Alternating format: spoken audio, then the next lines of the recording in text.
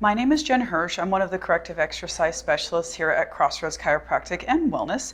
Just adding to the series of videos that I have on our channel here for our corrective exercise clients. If you're not a current corrective exercise client and you run across this, just know that I've designed all of these videos essentially to send out to clients that I've already evaluated. I've gone through and determined that these would be beneficial to whatever they're doing.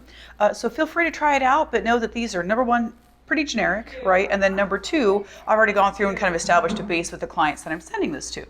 If you are interested in learning more about the evaluations and what we do in office here to support our clients, links in the bio, all that fun stuff. So basically what this is an additional support video for my clients that are really experiencing neck tightness, trap tightness, and who've already gone through the myofascial release, who've already gone through and done the wall stretches that I usually go through and demonstrate, or some version of that. You can see those actually in previous videos. So it's a series now, right? Now with this, there's a lot of connections, and I won't go too much in the details into neck muscles, traps, collarbone movement, shoulders, all that fun stuff, right? So I cannot take credit for either one of these particular strategies. They were actually taught to me by different practitioners. And if you've got more questions about that, I will put some links in the bio as well. One of them is actually a collarbone release stretch. So a lot of times when people are having that additional tightness in through here, it's kind of a hard area to stretch, really. So one of my favorite things to do here is to pin underneath the collarbone and then just tip back. Once again, any stretch that I demonstrate, it's going to be to tolerance, and it's going to be whatever feels good for you, right? But that being the case, you can add some additional bonuses to it, right? So I try to keep a fairly neutral pelvis anytime I'm working on some kind of strategy, stress, whatever, right? So when I'm here, I'm going to tip back and then add in that nice little additional stretch through here. You can play with placement of the collar where you're stretching on the collarbone. You can play a little bit with this like turning sideways business too, whatever feels best for you.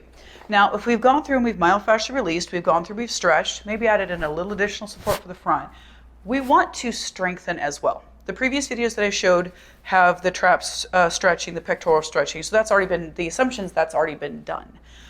So with this is kind of more of an isometric strengthening exercise.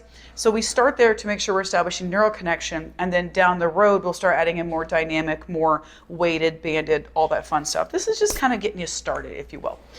So neutral pelvis again. I like to do this one standing, or also you could do it like seated in your chair, as long as you're fairly neutral here, right? So I'm going to place my hands along this fun little ridge right here in the back of your head, your suboccipital, right? I say it like that because I had struggled for a long time to say it correctly. So when I'm here, rib cage is neutral.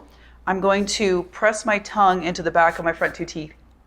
For the sake of the video, I'm not going to keep doing that because, right, that wouldn't work, right? So we're here, and I'm going to gently press my head into my hands. Now here, I'm pretending like till basically I'm like just double chinning, right? So I'm not coming up.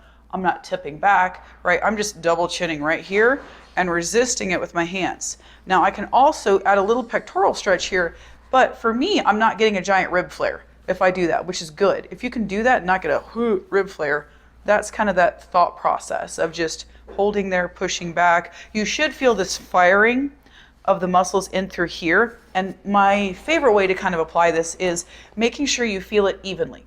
So I'll play around with, once I've found that position, I will think about the side that maybe is under firing or the side that I don't feel as much and be like, okay, nope, we're going to work some connection over there. Okay, we're going to work some connection over there.